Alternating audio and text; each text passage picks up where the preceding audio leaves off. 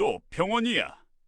당신 병원비 내려면 내가 몇 년을 더 벌어야 하는지 알아? 허리가 끊어질 듯해서 겨우 엑스레이를 찍고 의사가 건네준 진단서와 영수증을 쥐고 집에 들어오던 날이었다. 현관에 들어서자마자 남편 필수는 제 얼굴은 힐끗 보기만 하고 곧장 손에서 영수증을 빼앗아 갔다. 종이를 펼치는 손가락 끝이 불편할 정도로 날카로웠다. 나이 들어서 돈 쓰는 건 죄야, 죄. 약값이랑 검사비만 줄여도 한 달에 얼마를 아끼는데 그 생각을 안 해? 필수의 목소리는 마치 뉴스 속 물가 상승률을 음조리듯 건조했다. 그 말을 듣는 순간 나는 사람이 아니라 지출 항목 하나로 축소되는 느낌이 들었다. 내 안에서 무언가가 서서히, 그러나 분명히 무너져 내리고 있었다. 현관 옆 거울에 비친 내 얼굴은 전보다 훨씬 작고 초라해 보였다. 병원에서 흰 가운 입은 의사가 무리하지 마세요라고 했을 때는 좀 울컥했는데 집에 돌아오니 그 말은 이미 희미해지고 필수의 돈이라는 한 글자만 귓가에 오래 남았다. 그날 밤 부엌 불을 끄고 거실을 지나 작은 방으로 들어가는 길에 필수의 뒷모습이 눈에 들어왔다. 형광등 아래 그는 장부를 펼쳐놓고 여느 때처럼 숫자를 적고 있었다. 전기 끄라는 잔소리를 하기 전에 계산부터 맞춰야 한다는 듯 집중한 표정이었다. 나는 방문 앞에 서서 잠시 그 등을 바라보다가 마음속으로 조용히 중얼거렸다. 그래, 당신이 그렇게 아끼는 그 돈. 나는 이제 내 남은 인생을 아끼기로 할게. 다음 날 아침 나는 한 손에 주민등록증을, 다른 손에는 적당히 접힌 혼인관계 증명서를 쥐고 구청으로 걸어갔다. 발목이 묵직했고 허리가 쿡쿡 쑤셔왔지만 걸음을 멈추고 싶지는 않았다. 이제부터 내가 어떤 선택을 했는지, 그리고 그 끝에서 무엇을 보게 되었는지, 내 이야기를 천천히 있는 그대로 들려주려 한다. 이야기 시작 전 구독과 좋아요 꼭 부탁드립니다. 그럼 이야기를 시작하겠습니다. 새벽 5시가 조금 지난 시간, 은정은 눈을 떴다. 알람을 맞춰두지 않았지만 몸이 먼저 그 시간을 기억하고 있었다. 수십 년간 같은 시간에 일어나 밥 짓고 도시락 싸고 집안을 돌보던 습관은 여든을 앞둔 나이에도 쉽게 바뀌지 않았다. 창문 밖에서는 아직 어둠이 완전히 걷히지 않아 골목 가로등 불빛이 희미하게 방 안으로 스며들었다. 은정은 조용히 이불을 젖히고 일어나 발꿈치를 세운 채 방을 나섰다. 작은 방에 삐걱거리는 문소리가 필수의 잠을 깨울까봐 문고리를 끝까지 잡고 서서히 닫았다. 부엌에 들어와 불을 켜려다 그녀는 잠시 손을 멈추었다. 예전 같으면 형광등을 먼저 켰겠지만 필수의 말이 떠올랐다. 아침에 굳이 불을 켤 필요가 있어? 날 밝으면 그때 켜. 그래서 은정은 조리대 위에 놓인 작은 스탠드만 켰다. 노란 불빛이 싱크대 가장자리만 겨우 밝혀주었다. 전기포트 대신 그녀는 늘 그렇듯 냄비와 작은 주전자를 꺼냈다. 전기포트는 몇 년째 찬장 위에 고이 올려져 있을 뿐 한 번도 사용되지 않았다. 필수가 저건 전기 마구 먹는 괴물이라고 말한 이유로였다. 가스레인지에 불을 올리려던 순간 거실 쪽에서 종이가 사각거리는 소리가 들려왔다. 은정은 몸을 조금 돌려 거실을 힐끗 보았다. 필수는 이미 테이블에 앉아 있었다. 안경을 코끝에 걸치고 전기요금 고지서와 영수증을 펼쳐놓고 있었다. 일찍 일어났네. 필수는 시선을 종이에서 떼지 않은 채 중얼거리듯 말했다. 새벽 인사나 안부 대신 일정 확인하듯 툭 던지는 말투였다. 은정은 대답 대신 주전자에 물을 채워 올려놓았다. 물 끓일 때 뚜껑 꼭 덮고 가스는 약하게. 뒤에서 필수의 익숙한 음성이 따라왔다. 이제는 그 말이 잔소리가 아니라 마치 집안 규칙처럼 들렸다. 은정의 손은 이미 뚜껑을 꽉 눌러 덮고 있었다. 밥솥 앞에 선 그녀는 보온 버튼 위에 올린 손가락을 잠시 멈췄다. 전날 저녁에 남겨둔 밥이 있어 버튼만 누르면 따뜻한 밥이 될 터였다. 그러나 지난달 전기요금 고지서를 들여다보며 필수가 했던 말이 떠올랐다. 보온이 제일 돈 많이 들어가는 거 몰라? 그냥 식을 때까지 먹고 남은 건 냉동해. 그날 이후 은정은 보온 버튼을 거의 누르지 않았다. 오늘도 그는 없는 듯 손가락 끝이 버튼 위를 스쳐가기만 했다가 조용히 내려갔다. 필수는 장부에 무언가를 적다가 고개를 들었다. 어제 휴지 새로 샀지? 응, 마트에서 세일하길래 2개 묶음으로. 세일이면 더 아껴 써야지. 괜히 넉넉하게 걸어두면 손이 먼저 나가는 법이야. 화장실에는 꼭 필요한 만큼만 두고 나머지는 따로 챙겨둬. 은정은 고개를 끄덕였지만 가슴 한쪽이 자꾸만 쪼그라드는 느낌이었다. 손님도 거의 오지 않는 집에서 휴지조차 아껴 써야 한다는 말은 이상하게 더 서늘했다. 손녀들이 놀러 올 때마다 화장실 휴지를 찾느라 허둥대던 기억이 함께 떠올랐다. 싱크대 위 비닐봉지 사이로 초록색 과자 봉지가 살짝 보였다. 며칠 전 손녀 생각이 나서 편의점에서 하나 산 과자였다. 아직 뜯지도 못한 채 필수 눈에 띄지 않게 구석으로 밀어두었던 것이다. 필수의 시선이 스윽 그쪽으로 옮겨갔다. 저건 또 뭐야? 그냥 손녀들 오면 주려고 산 거야. 안 오는 애들 것까지 미리 사둘 필요 없어. 유통기한 지나면 버리는 돈이야. 은정의 손끝이 얼어붙었다. 그녀는 조용히 과자 봉지를 비닐 안쪽으로 더 밀어 넣었다. 작은 봉지 하나가 이 집에서는 허락받지 못한 사치처럼 여겨졌다. 내가 뭐 그렇게 큰 잘못을 하고 사는 건가? 은정은 오늘따라 필수의 얼굴이 더 창백해 보인다는 걸 문득 느꼈다. 손등에 깊게 패인 잔주름과 볼펜을 쥔 오른손목의 미세한 떨림도 눈에 들어왔다. 하지만 그는 그런 몸으로도 숫자를 적어 내려가는 일을 멈추지 않았다. 혈압약은 챙겨 먹었어? 갑자기 필수가 물었다. 어제 저녁에 먹었어.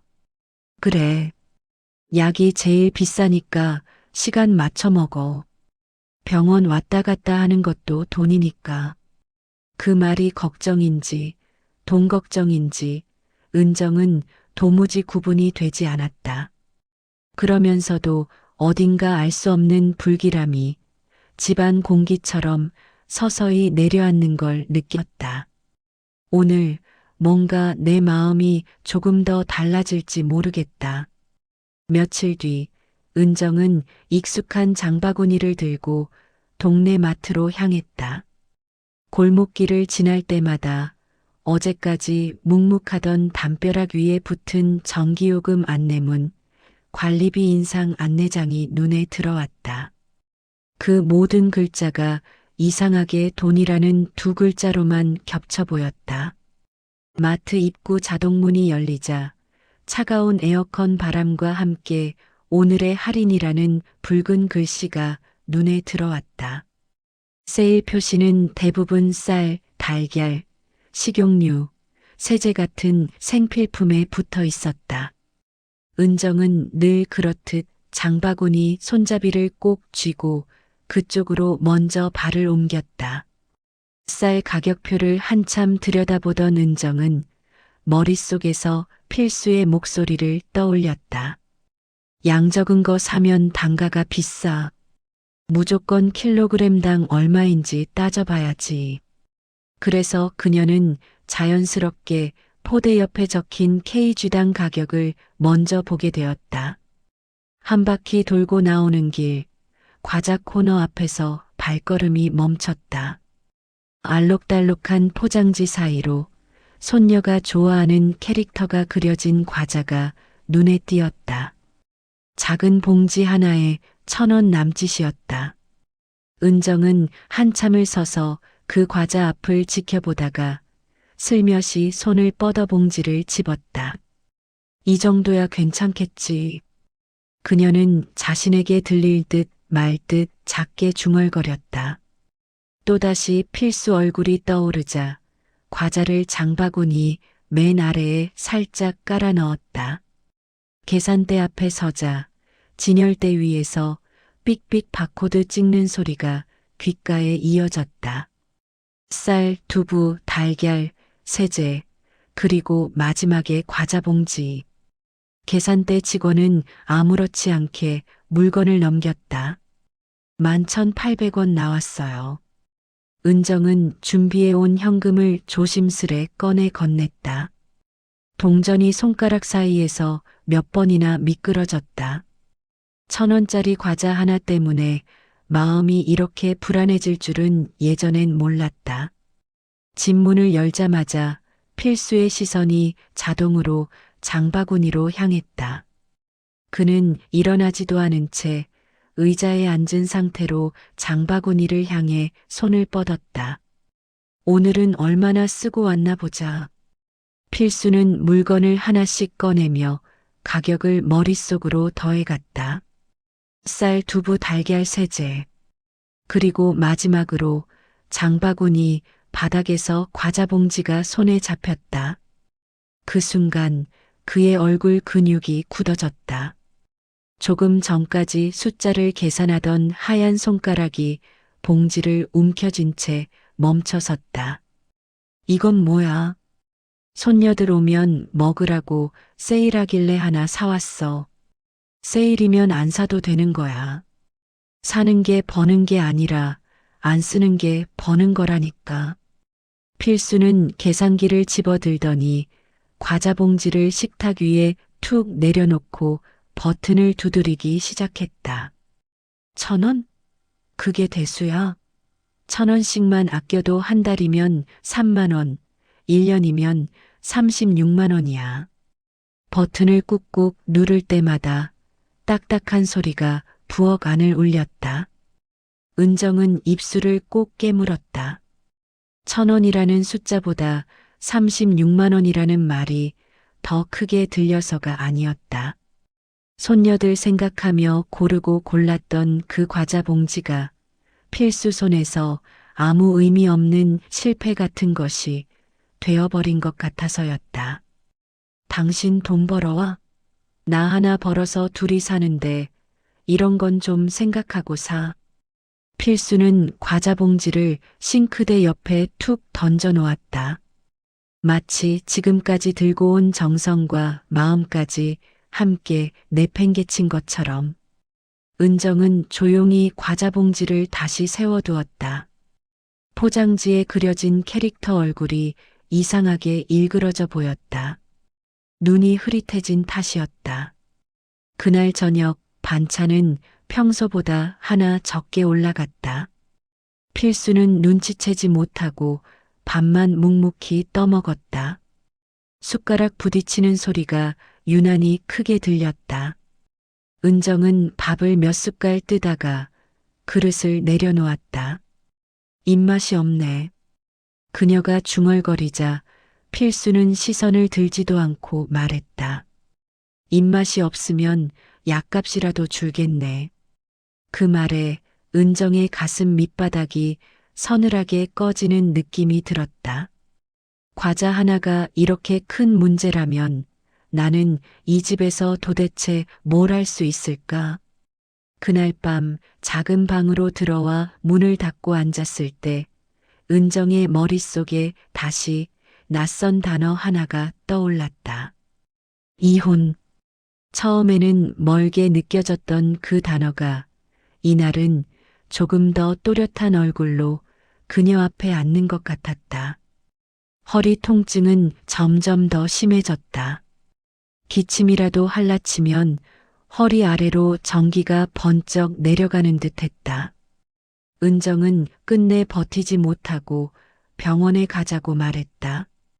필수는 달력을 펴고 펜으로 동그라미를 그렸다. 이날 이 시간 사람 덜 몰릴 때 가자.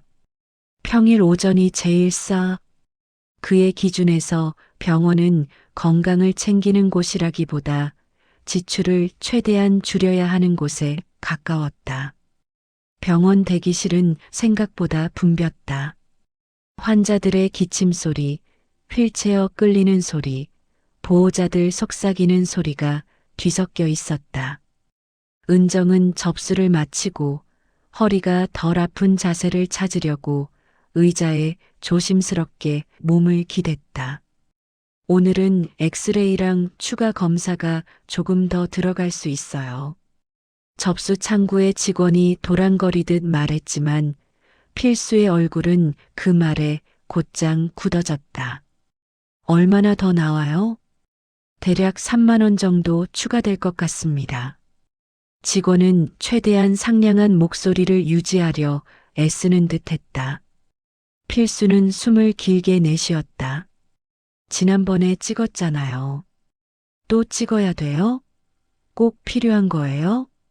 옆에 앉아있던 다른 환자들이 힐끗 시선을 돌렸다.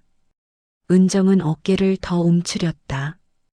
자신 때문에, 3만 원 때문에 이 많은 사람들 앞에서 계산을 따지는 것 같아 얼굴이 화끈거렸다. 연세도 있으시고 통증이 심해지셨다고 하셔서 선생님이 권하시는 거예요. 직원은 난처한 얼굴로 설명을 이어갔다. 필수는 더 말없이 뒤로 물러섰지만 표정은 이미 마음에 들지 않는다고 말하고 있었다. 진료실 안 의사는 허리 사진을 보며 차분히 설명했다. 디스크가 많이 다르셨어요. 그냥 참고 지내실 정도는 아닙니다. 지금부터라도 무리하지 말고 치료 꾸준히 받으셔야 해요. 의사의 말이 끝나기도 전에 필수는 옆에서 작은 한숨을 쉬었다. 검사가 끝나고 진료실 문을 나서는 길에 간호사가 조심스럽게 물었다. 따님이세요? 아니요, 남편이에요. 아, 그러시구나. 남편분 표정 보니까 많이 걱정하시는 것 같아서요. 은정은 순간 멈칫했다. 간호사의 눈에는 필수가 걱정 많은 남편으로 보였던 모양이었다. 그 말이 이상하게 가슴에 남았다. 병원 밖으로 나오자 늦은 오후의 바람이 허리 쪽으로 스며들어왔다. 필수는 영수증을 받아들고 숫자 부분을 유심히 훑어봤다. 앞으로 치료 자주 받으면 돈 꽤 들겠네. 꼭 필요할 때만 갈게. 은정은 그렇게 말했지만 그 말 속엔 이미 최대한 참겠다는 포기가 섞여 있었다. 내 몸 상태보다 돈이 먼저인 사람 곁에서 나는 얼마나 더 버틸 수 있을까?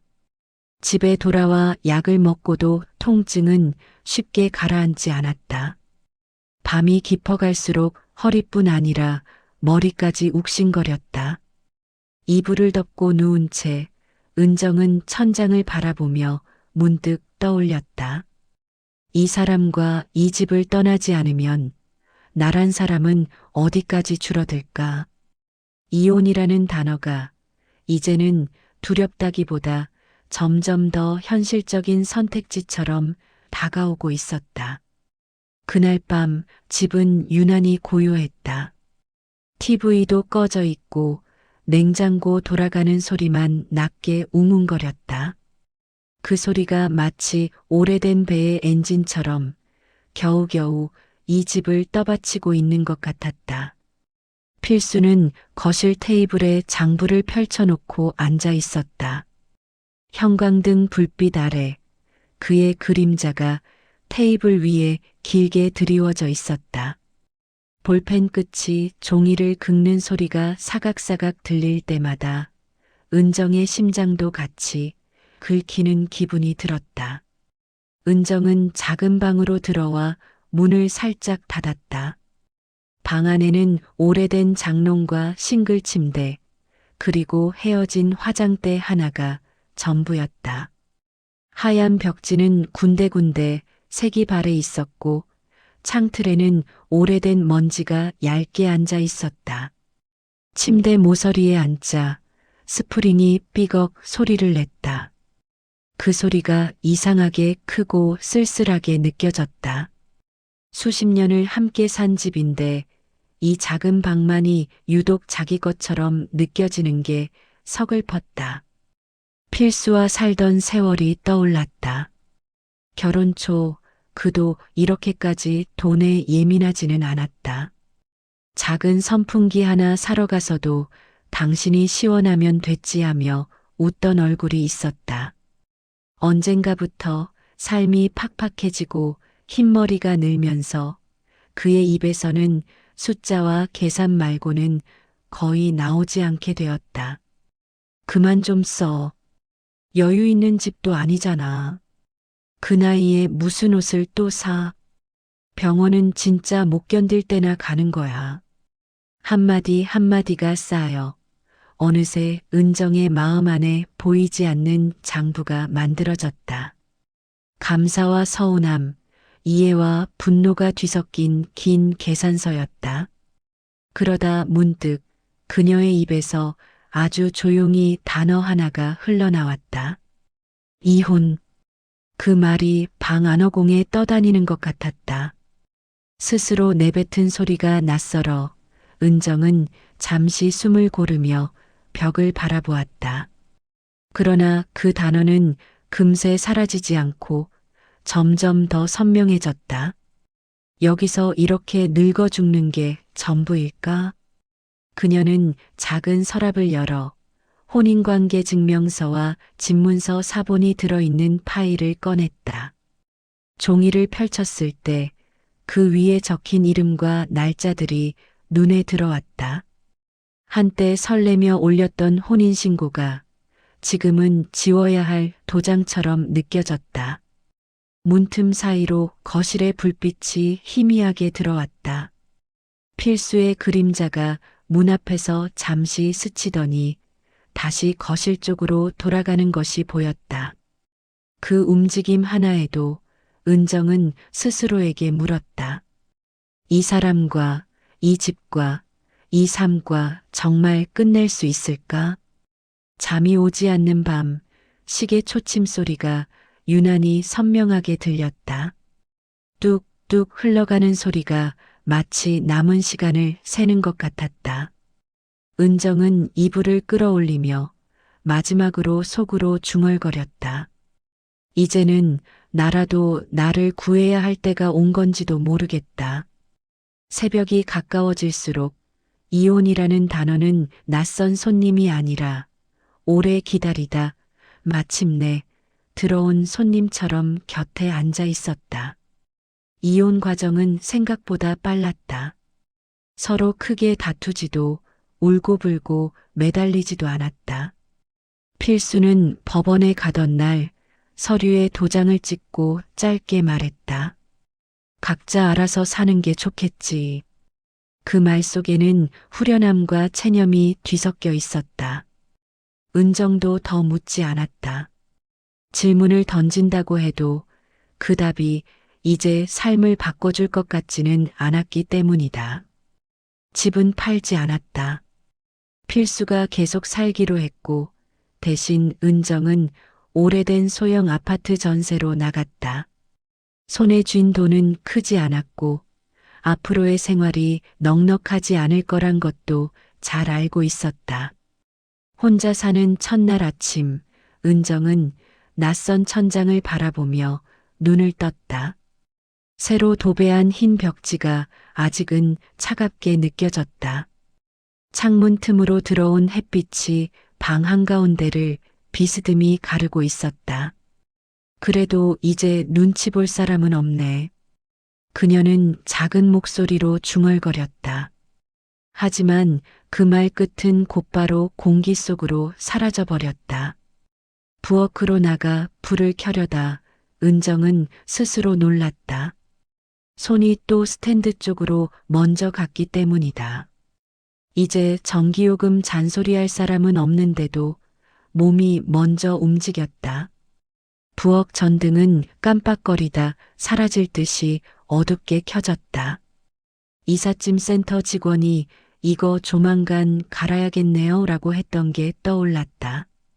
사다리에 오르기도 허리를 굽히기도 쉽지 않은 몸이라 은정은 전등 아래를 한참 올려다보다가 결국 포기했다. 조금 어두워도 뭐. 그녀는 그렇게 스스로를 달래며 라면을 끓였다.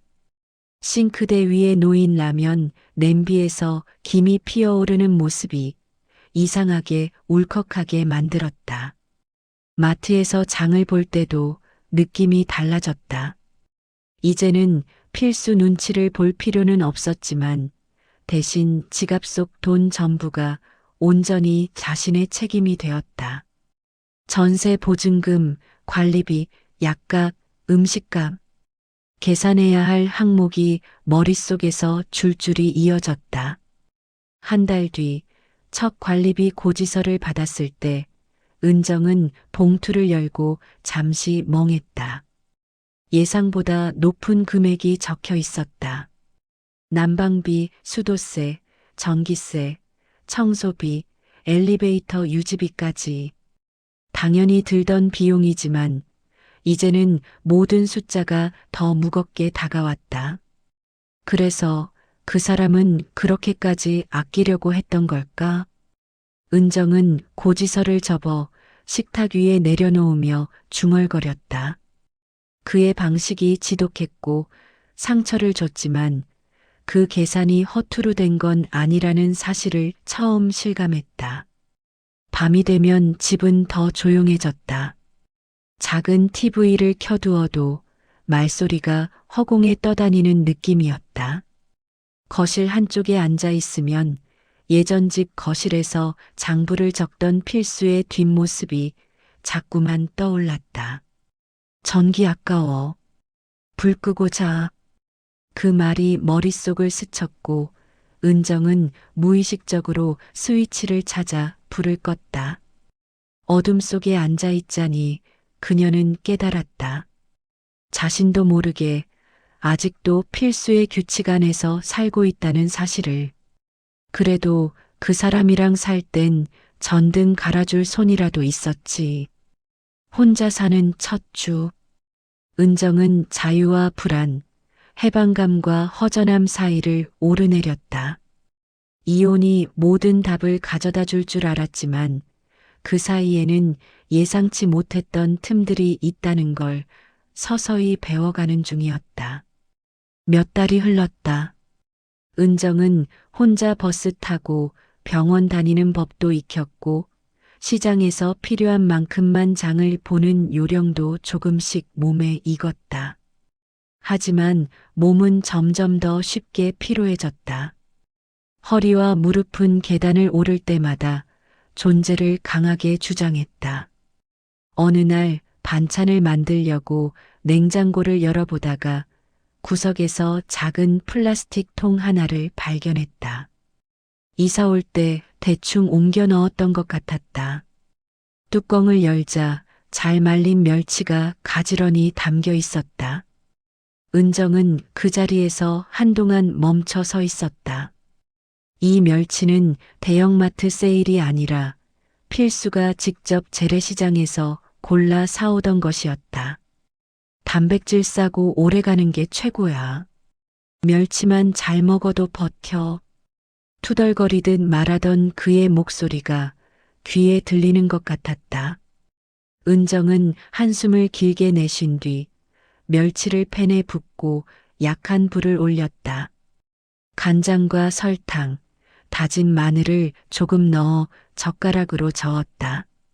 달짝지근한 냄새가 좁은 주방에 퍼져나갔다. 괜히 생각나게 하네. 그녀는 혼잣말을 하며 눈가를 손등으로 훔쳤다. 작은 식탁에 멸치볶음과 김치, 된장국을 놓고 혼자 앉았다. 젓가락으로 멸치를 하나 집어 입에 넣었다. 짭짤한 맛이 혀에 닿는 순간 이상하게 목이 메었다. 예전에는 식탁 맞은편에 필수가 앉아 있었고 그 옆에 손녀들이 바쁘게 수저를 움직였다. 뱃속에 들어가면 다 한 집 살림이야. 필수가 그렇게 말하며 멸치를 한 숟갈씩 더 떠먹이던 날도 있었다. 지금은 의자 하나만 덩그러니 놓여 있었다. 은정은 밥을 삼키지 못하고 잠시 눈을 감았다. 식사를 마친 뒤 문득 장롱 문을 열어보았다. 필수의 옷 몇 벌이 여전히 안쪽에 그대로 걸려 있었다. 이사할 때 나중에 정리해야지 하며 대충 넣어두었던 것들이었다. 검은색 재킷, 낡은 셔츠, 그리고 늘 입고 다니던 회색 가디건. 은정은 가디건 소매를 손 안에 쥐고 한참 일어선 채로 서 있었다. 섬유유연제 냄새는 이미 오래전에 사라졌지만 손끝에는 여전히 그 사람의 체온 같은 것이 남아있는 것만 같았다. 이제 버려야겠지. 입으로는 그렇게 말하면서도 손은 좀처럼 옷을 놓지 못했다. 몇 번이나 다시 걸었다 빼기를 반복하다 결국 옷들을 그대로 다시 걸어두었다. 장롱 깊숙한 곳을 정리하다가 옷더미 사이에서 얇은 노트 하나가 떨어졌다. 표지는 이미 색이 발해 있었고 모서리는 여러 번 접힌 흔적이 있었다. 노트 앞면에는 볼펜으로 적힌 글씨가 희미하게 남아 있었다. 가계부. 은정은 노트를 조심스럽게 펼쳤다. 처음 몇 장에는 날짜와 함께 쌀값, 전기세, 가스비 같은 지출 항목이 깨알같이 적혀 있었다. 익숙한 필수의 글씨였다. 몇 페이지를 넘기던 은정의 손이 어느 부분에서 멈췄다. 은정 혼자 남았을 때 생활비 예상. 그 제목 아래에는 계산식들이 빽빽하게 적혀 있었다. 월세 대신 전세일 경우 관리비 평균, 약값 최소 유지 비용, 식비는 어떻게 줄여도 건강 해치지 않을 정도로. 은정의 손가락이 줄을 따라 천천히 움직였다. 심장이 서서히 그러나 확실히 빨리 뛰기 시작했다. 다음 장에는 이런 글도 있었다. 내가 먼저 가면 이 사람은 어떻게 살까? 요양원 보내지 않고 집에서 버티게 하는 방법. 그래도 돈이 모자랄 때 내 통장께서 이 사람 밥은 굶기지 말기. 은정의 시야가 흐려졌다. 눈물이 한 방울, 두 방울, 장부 위로 떨어졌다. 이 사람이 이런 생각을 하고 있었네. 지독하게 돈만 아는 사람이라고 믿어왔다. 옷 한 벌, 과자 한 봉지까지 쪼개 계산하던 사람이라고만 생각했다. 그런데 장부 속 필수는 자신이 쓰는 돈은 끝없이 줄이면서도 은정에게 필요한 최소한의 삶을 어떻게든 확보하려 애쓴 사람처럼 보였다. 장부 맨 뒤 페이지에는 짧은 문장이 하나 적혀 있었다. 이 사람 오래 살게 하는 게 내 마지막 일. 은정은 더 이상 페이지를 넘기지 못했다. 노트를 가슴에 안고 의자에 주저앉았다. 왜 한 번도 이런 마음을 입으로 말해주지 않았을까? 그녀는 속으로 묻고 또 물었다. 돈 이야기를 할 때마다 그 뒤에 붙여야 했던 한마디는 끝내 나오지 않았다. 그래야 나중에 당신 약값 쓸 수 있어라는 말 하나면 좋았을 텐데. 그때 휴대전화가 진동했다. 화면에는 오랜만에 보는 이름이 떠 있었다. 필수의 조카였다. 이모, 저 혹시 이모부 소식 들으셨어요? 아니, 무슨 일이니? 이모부 지금 요양병원에 계세요. 몸이 많이 안 좋으시대요. 은정은 한동안 아무 말도 하지 못했다. 핸드폰을 쥔 손에 힘이 빠지는 느낌이 들었다. 요양병원? 그녀는 통화를 마치고도 오랫동안 식탁에 앉아 있었다. 눈앞의 장부가 갑자기 더 무겁고 낯설고 아프게 느껴졌다. 이 사람과 나 사이의 계산은 정말 여기서 끝난 걸까? 그날 밤 은정은 다시 장부를 펼쳤다. 손가락으로 종이 모서리를 몇 번이나 접었다 펴기를 반복하다가 조심스레 페이지를 넘겼다. 은정 약값 월 평균 7만 원. 검진 1년에 한 번 이상 받을 수 있게 저축. 내가 쓰는 돈 줄이고 이 사람 약값은 줄이지 말기. 필수의 글씨는 눌러 쓴 흔적이 깊게 남아 있었다. 종이 뒷면까지 볼펜 자국이 도드라져 있었다. 그가 얼마나 오랫동안, 얼마나 진지하게 이 계산을 해왔는지 한눈에 보였다. 허리 수술 이후 이 사람 혼자 못 살까봐 걱정. 내가 먼저 쓰러지면 이 사람 요양원 보내지 말고 집에서 돌보게 하는 방법 찾기. 은정은 숨을 한 번 길게 들이켰다. 글자를 따라 눈을 옮길수록 가슴 한가운데가 뜨겁고 아릿하게 타올랐다. 또 다른 페이지에는 이런 문장이 적혀 있었다. 나 쓰러지기 전에 이 사람 살 집이라도 하나 더 마련해주고 싶었는데 그게 쉽지가 않네. 그 문장 끝에는 작은 점들이 여러 개 찍혀 있었다. 망설이며 펜을 떼었다가 다시 찍은 흔적 같았다. 고집만 센 사람이라고 그렇게만 생각했는데. 은정은 혼잣말을 하다가 목이 메어 말을 잇지 못했다. 장부 뒤쪽에는 숫자 대신 짧은 문장들이 나열된 페이지가 있었다. 마치 일기처럼 보였다.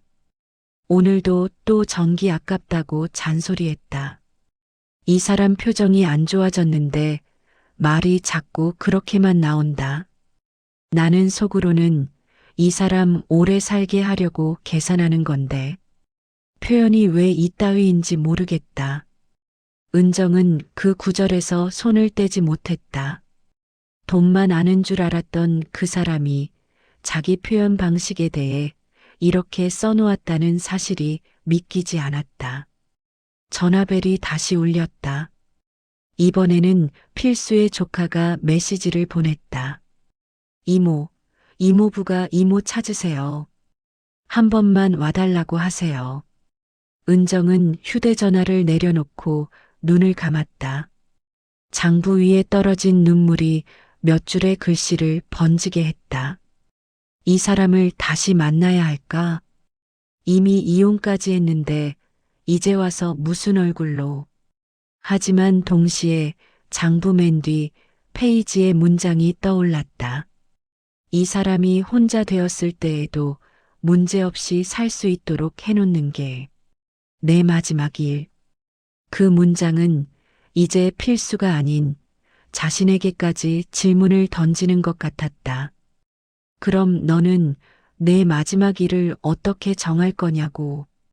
은정은 긴 한숨을 내쉰 뒤 장부를 조심스레 덮었다. 그리고 마음속으로 아주 작게 그러나 분명하게 대답했다. 적어도 한 번은 가봐야겠지. 며칠 뒤 은정은 요양병원을 찾았다. 집 앞 버스 정류장에서 2번을 갈아타고 다시 병원 앞에서 택시를 타야 하는 거리였다. 창밖으로 스쳐 지나가는 건물들과 들판이 이어졌지만 그녀 눈에는 제대로 들어오지 않았다. 요양병원 입구에는 휠체어에 앉은 노인들이 햇볕을 쬐고 있었다. 어떤 이는 담요를 무릎에 덮고 졸고 있었고, 어떤 이는 가족과 영상통화를 하는지 휴대전화를 들고 웃고 있었다. 은정은 안내데스크에서 필수의 이름을 말하고 지시받은 병실로 천천히 걸음을 옮겼다. 복도 끝 창가 쪽 침대. 필수는 옆으로 몸을 살짝 기대고 누워 있었다.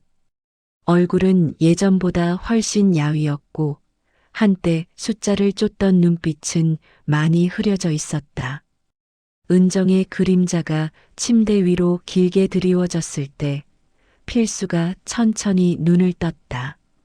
초점을 찾지 못하던 눈동자가 이내 그녀를 향했다. 왔네. 예전 같으면 왜 이제 왔냐는 말이 먼저 튀어나왔을 사람인데 그저 두 글자가 전부였다. 그 두 글자에 수십 년의 시간이 얹혀 있는 것처럼 느껴졌다. 은정은 무슨 말을 해야 할지 몰랐다. 오랜만이네라고 하자니 너무 가볍고 잘 있었냐고 묻자니 거짓말 같았다. 그녀는 그저 침대 옆 의자에 앉아 필수의 손등을 조심스레 잡았다. 손은 여전히 딱딱하고 거칠었다.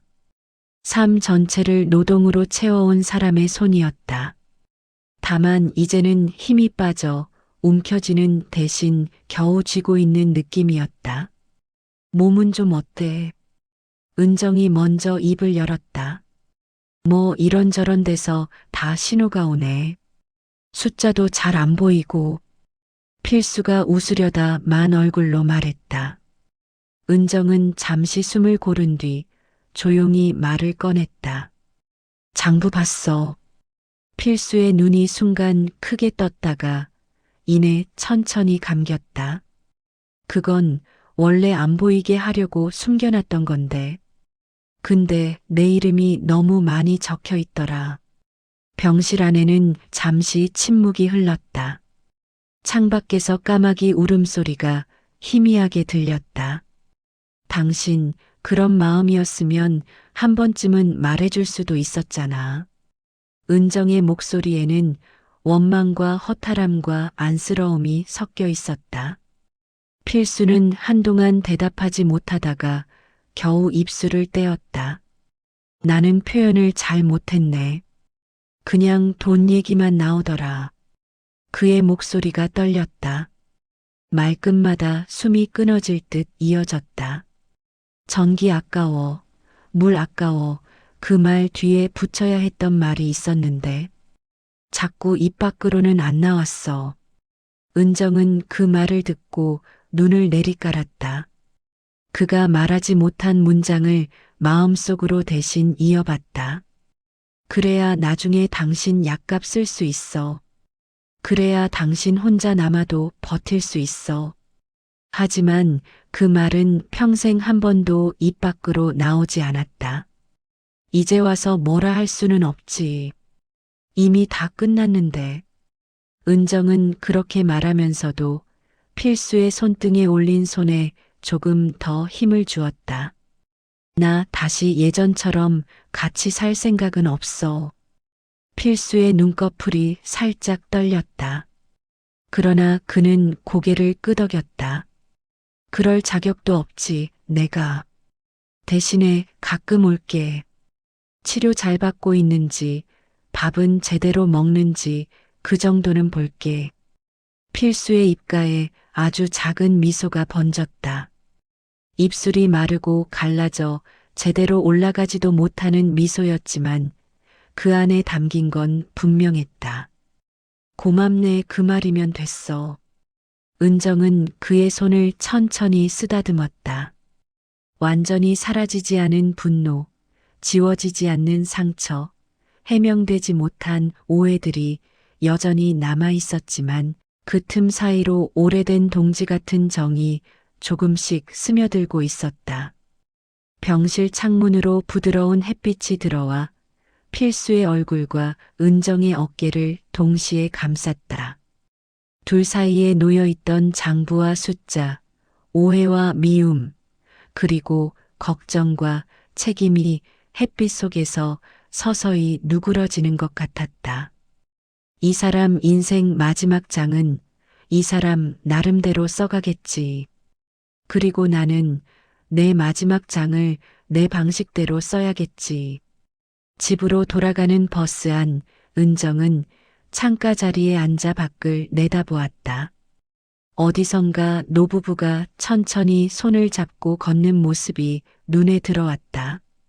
잠시 부럽다는 생각이 스쳤지만 곧 고개를 저었다. 우리는 우리 방식대로 끝난 거지. 그녀는 입안에서 작게 중얼거렸다. 집에 도착해 현관문을 열자 낯익은 조용함이 그녀를 맞았다. 이제 이 공간은 온전히 그녀의 것이었다. 누군가의 장부 속 지출 항목이 아니라 자신의 이름으로 살 수 있는 곳. 은정은 식탁 위에 필수의 장부를 올려두었다. 그 옆에 새 노트 하나를 가져와 펼쳤다. 표지에 천천히 글자를 적었다. 박은정 인생 장부. 그리고 첫 줄에 이렇게 썼다.